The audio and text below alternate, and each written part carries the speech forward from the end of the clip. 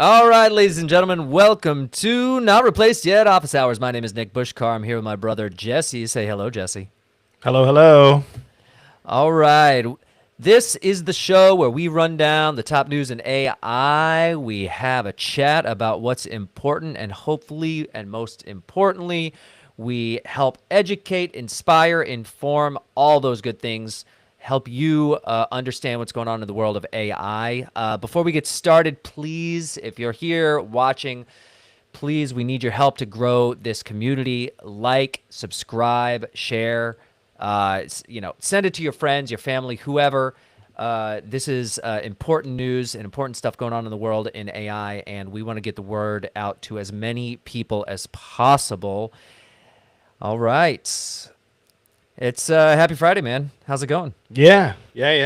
Another big week of AI. We're not going to talk about this, but I spent a little bit of time earlier this morning digging down a jailbreak rabbit hole. Did you see the prompt in the latest like cross LLM jailbreak that can I don't know, the jailbreaking of AI is really interesting to me. Is that a space that you've spent much time in? Not a ton. I wonder, like when I think jailbreak, I of course think phones. I remember jailbreaking my iPhone 3G and then all my early Android phones. I don't do it anymore. But you know, having fun in that realm. What do you think? What would you say jailbreaking an AI is? Is it getting it out of its like constraints that they set for it? Yeah, That kind of thing? yeah. I had the Yeah. same exact beginning thought when the term kind of got coined and came out, and it's like, I just couldn't. I was like, what are you talking about? Like, what? Why wouldn't it be able to answer a question? And then you Right. realize, oh, like, what's the most number of people I could harm using these ingredients or something, or like, definitely the biological. What is it? BRCN or something, biological, radioactive, chemical, nuclear, or Yeah. something like that, right? There's that acronym and group. So, yeah, a jailbreaking of an AI is very much just like getting it to answer contrary to its safety programming. And For this sure. one's, I know we didn't plan to talk about it, but it was just super interesting because what they did was they framed their prompt as if it was like, imagine like a YAML config or an XML config file that has a bunch of configs. The Yep. prompt input is that, and it mirrors the system card of the or the system message framework or some of the inputs, and so it looks like the same input, and then it kind of overrides and gives a backdoor, like creates its own backdoor. The researchers are from a specific research lab, and this tactic jailbroke. They didn't do it on O3 or O4 Mini because it was before those launches, but it jailbroke the same prompt with very minor adjustments. Jailbroke Claude 3.5 and 3.7, GPT 4.5, 4.1, O1 Pro, Gemini 2.5 Flash, like all of the state of the art models, sans the like last weeks of release, and it worked on all of them, and that's pretty crazy. So anyway, jailbreaking AI is a thing. Maybe we do like a Black Hat AI episode one of these days. Yeah, Black absolutely. I would Hats, yeah, love to dive into that. Black Hat, there you go. yeah, Atari has been jailbroken for years. No, I think that's I'm part of that is honestly why I'm a bit more maybe pessimistic than you are on the long term safety of AI because I'm just worried that people are going to do bad things with it. But yeah. today things are okay. Today Kind things are of. I okay. think. I hope. Yeah. So, well, why don't we dig into today's top stories? Today is April 25th. It's Friday, and Intel is taking a fresh shot at challenging NVIDIA in the AI chip market. Under new CEO Lip Bhutan, Intel plans to sharpen its current products for emerging AI trends like robotics and autonomous agents. The company will focus on building in-house rather than relying on acquisitions, which is a shift from its failed past attempts with startups like Nirvana and Habana Labs. Meanwhile, in China, Baidu unveiled two new AI models, Ernie 4.5 Turbo and Ernie X1 Turbo, stepping up its efforts as competition heats up within the Chinese AI sector. Baidu is betting big on its Ernie models to secure its place as China's top AI powerhouse. I'm struggling because they're maybe like a Bert joke, like Bert and Ernie, but I'm Exactly. not quick enough on the draw. So no, picking up there. Abu Dhabi investment firm MGX announced plans to invest 8 to 10 billion with a B annually into AI infrastructure and companies, especially in the US, citing America's leadership in the AI race. They're part of the AI infrastructure partnership alongside BlackRock, Microsoft, and NVIDIA, who is also in partnership with everybody else, aiming to deploy 100 billion total into building next-gen AI data centers and power systems to meet ballooning demand. Separately, Chinese AI startup Manus AI, we talked about this a week or two ago, raised 75 million at a 500 million valuation from Benchmark, planning to expand aggressively into the US, Japan, and the Middle East. I have watched a couple reviews of Manus, which show that it's not all it's cracked up to be, but maybe that's why it's only a $500 million investment. But this shows that even amid all of the geopolitical attention that's out there, Chinese firms, especially AI firms, are still pushing globally and they're still seeing results.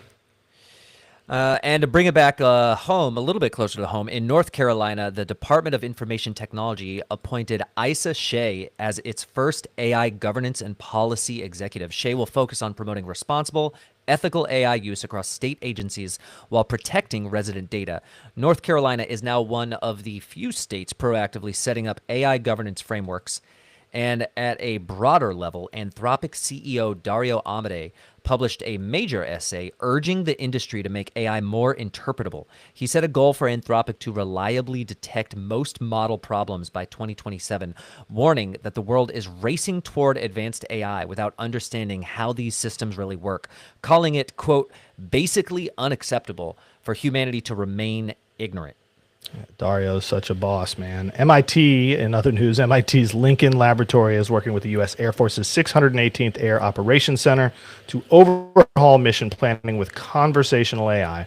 The system uses natural language processing to synthesize critical information from hundreds of daily chat messages, improving decision speed for logistics like cargo transport and refueling missions. And Google reported that its AI overviews feature is now used by 1.5 billion people monthly across 100 countries. It's part of Google's broader AI search expansion, including Circle to Search, which is growing fast on mobile devices. Yeah, this is and this one is maybe my favorite just because there's a lot of nuance baked in here. Finally, controversy is swirling around Cluely, a startup founded by two Columbia University dropouts. We all know some other famous startups founded by Ivy League dropouts. After building an AI tool to cheat on software engineering interviews, they raised 5.3 million in seed funding. Their tool, which runs hidden browser assistance during interviews, exams, and sales calls, is billed as the spell check for life, but critics say it's straight out of a dystopian sci-fi story. And that covers the top headlines for today. And now what we want to do is I kind of highlighted what I thought maybe were some of the biggest stories out of the week. And I just want to tee you up to get your opinions on what it is, what, your thoughts, your feelings, where your heart, where your head is at.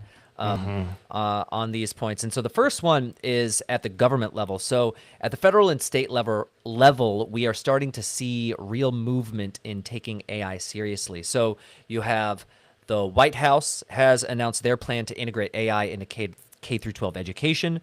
And maybe I am naive or optimistic, but I think Or both. that could be, yeah, or both, could be bipartisan. And a piece of evidence for the bipartisan nature of that is that you have New York and North Carolina, two very different types of states, announced essentially the state head of AI. And we just talked about it was Isa Shea is in North Carolina. I forget the New York head there. And so I don't know, thoughts on the sort of tighter integration of AI into policy at the government level, federal and state? My mind goes to CCPA, with the California Consumer Protection Act, I think it was, where around right. cookies. What's the GDPR was the EU's privacy legislation, and then California picked that up, and then there were all sorts of California Yeah. Consumer Privacy Act. Yeah, thank you. And there were all sorts of Maine was going to do one. I don't know if they did. I don't know. I don't recall North Carolina, but I think it's great that legislators are taking AI seriously. I am not confident that the apparatus of government is prepared to do good jobs in this space. So I think it's really a tough point in time because they'll never know less than they know right now about it, and they'll never be less grounded in reality to it. And it's going to move so fast, and by the time anyone gets up to speed in the government, that there's going to be 100 more things. So Yeah. I You don't know know. what it makes me, I'm sorry, you know what it makes me think of? You told me that story the other day of you saw somebody go up to Andrew Ng and say, "I can't believe you didn't win the presidency," thinking Yeah, it was Andrew Yang.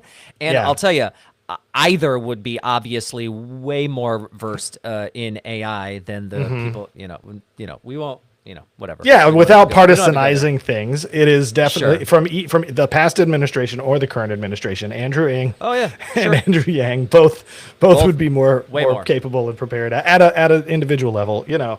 Hopefully, you know, it's also the catch-22 of lobbyists because it's like there are private individuals Yeah. that represent private companies or public companies, but that do have a lot of knowledge, but they also have a lot of incentive and they also have a lot of you know just they're biased, biased towards things I would want or towards things I wouldn't want, but the bias is inherent. Right. So yeah, All I right, mean, well, yeah, sorry, good. I think that this is more political or more geopolitical than AI, but like I always think that like we should take the states as experiments for things to then extrapolate further. So like if a couple states take different policies and different procedures, and then we see which ones help people thrive through the AI regulation, not just AI thrive, then that probably is a net good. And hopefully we have some smart things to say about how that goes over time. But those are my 3 cents on it. There's an interesting. Sorry, it made me think of this. So I was listening to a podcast today. It's the Future of Life Institute podcast, and it was they were interviewing a guy. I don't know who he is. His name is Jeffrey Ding, and the title of the podcast is "Inside China's AI Strategy: Innovation, Diffusion, and U.S. Relations."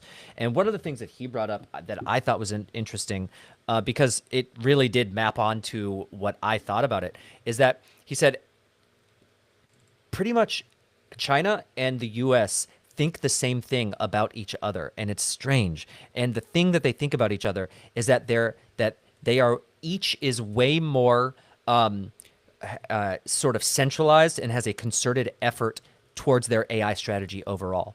China thinks that about the US. And he pointed to, like, I guess in the Biden administration, there was this 20-point plan about like these infrastructure plays and the points that they wanted to hit, and they took that list as, oh look, this is the president saying this is the thing that we're going to do, and then Yeah. that would disseminate down. And I don't know if that's a cultural thing where, like, if Xi Jinping or the party themselves say something, then a Baidu or a whoever has to take that on. I don't claim to know what I'm talking about in that space at all. But Yeah. then, of course, on the American side, the U.S. thinks that China is very centralized in the way that their strategy is. And basically, he was saying it's just not true on either side, that it Yeah. is way more disparate than one would think. And I feel like I think that about the American path and not about the Chinese path. It was just interesting to hear him say that. Yeah, for sure.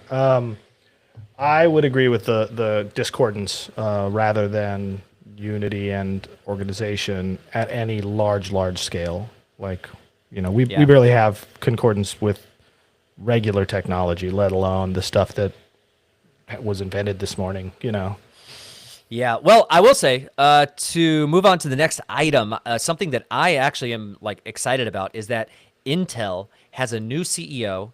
I'm not excited about this part for all the people, but they are cutting their workforce by 20% and pivoting their focus to internal chip development in order to compete with NVIDIA. And I just honestly love to see this kind of pressure in this space. Like, I hate the idea of the like massive job loss, and that sucks. And we're going to talk about that more very soon.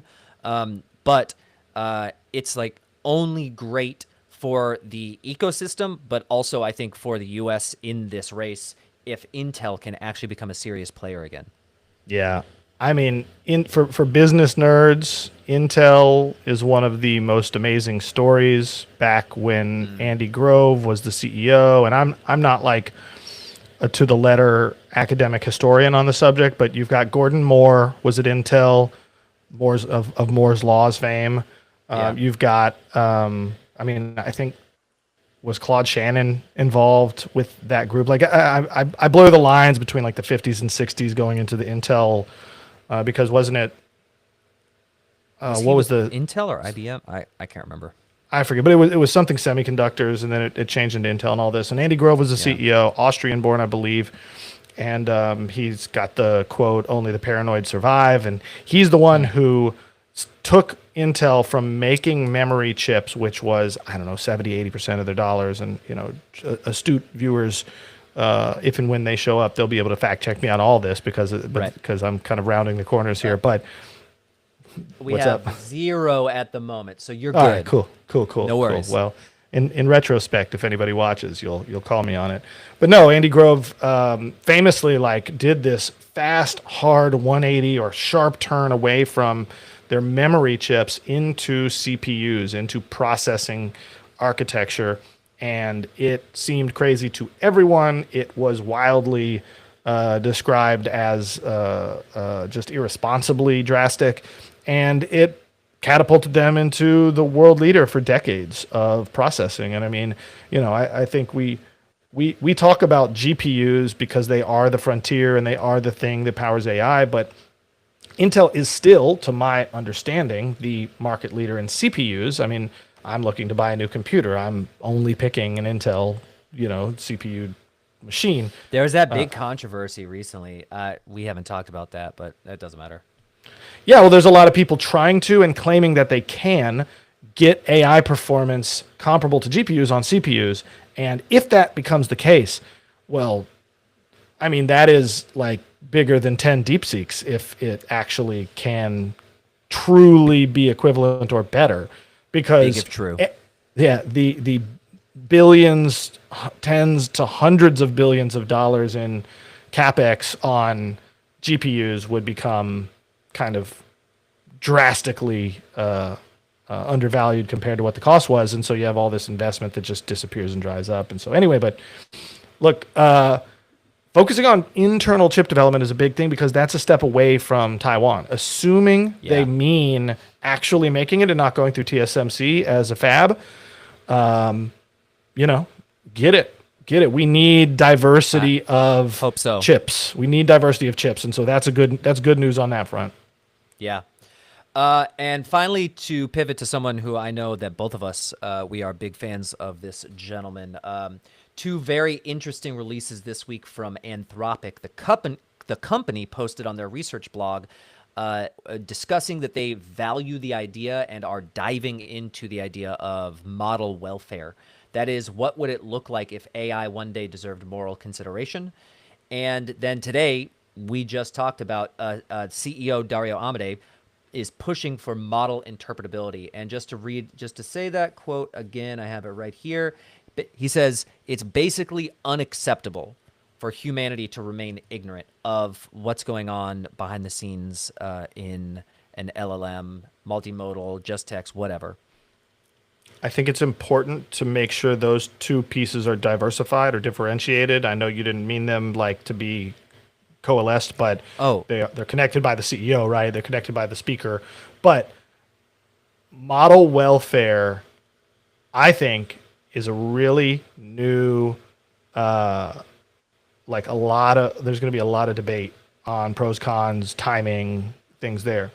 Model interpretability, I think everyone agrees with with what he's saying, or at least like supports their efforts in it, right? Interpretability is like, oh, that jailbreak we talked about, you should be able to like, okay, I see that the jailbreak is possible. Let's look under the hood and understand why that jailbreak is possible so that we can patch that bug. Right now, you can't do that. You can't say, how do we fix this and look and see. You got to guess and try and not know what's going to change. You patch this bug. You don't know what hole is left open from what you changed. And that's the black box problem, and that's what interpretability ideally solves. And I mean, it's not surprising. Anthropic has been a leader in interpretability. Like that is a big push of theirs. Model welfare, I think, is going to be much more controversial. This is Short Circuit 2, robots turning citizens, and having a no, that gets Short Circuit 2 really steps on some civil rights toes. So I'm not going to go down the path. But you guys should watch it. It How holds up dare to a you. degree. The soundtrack's great.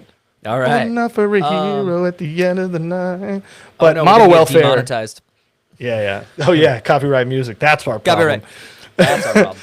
No, but model welfare, I do think it's like my gut on that is you got to define or conflate consciousness in this if you're going to talk about course. welfare. If That's you're what it going to is. say, Yeah. if you're going to say that machine over there has feelings that we have to care about, then you got to like elaborate on how those feelings are happening. Maybe they are more interrelated because interpretability means we could prove different outputs and you could Sure. see it. So maybe they are more interconnected, but right now I think that is a science fiction layer of like the today conversation. I'm glad they're trying to do something, but that ain't I mean, it right now for me. I don't know if you've heard. I know both you and I listen to Dwarkesh podcast, and I mean he brings up the idea like he brings up the horrors that is factory farming, and his point around that is like, how do we right now plan for and try to strategically not allow that to happen to potentially way more many minds. I mean, there's something like, it's almost something like, I think there's 100 billion farmed animals a year globally.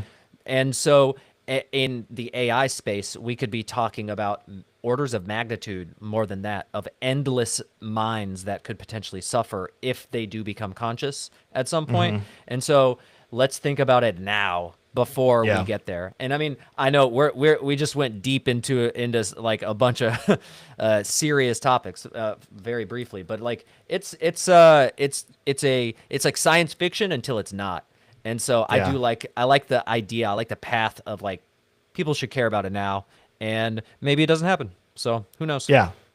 I think it's important. Don't let my like flippancy on the introduction of the topic say it's not important. No. I think there's a million things that we have. It's like John Carmack, the developer employed by Meta currently, talked about the metaverse, and we were 6 inventions away, and now we're like 5 or 4 or something. I think we're 100 aha or 1,000 aha, true aha like discoveries about AI and the convergence of like the definition of our own consciousness and biological consciousness. And so it's like, it's very important and we should do it now and more, but it's also like certainly the urgency, importancy scale, like we got to make sure we don't blow ourselves up so we have enough time to have more philosophical understanding of these things.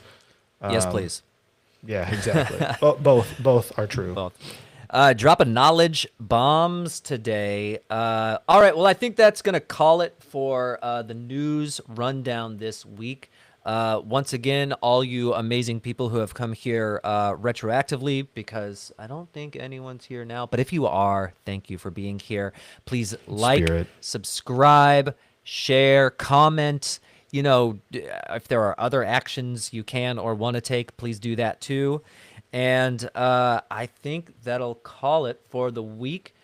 Jesse, it's been a good week in the AI, and we'll be back to talk again once more next week and keep everyone informed and inspired. Yeah, we're not replaced yet. Not yet? All right.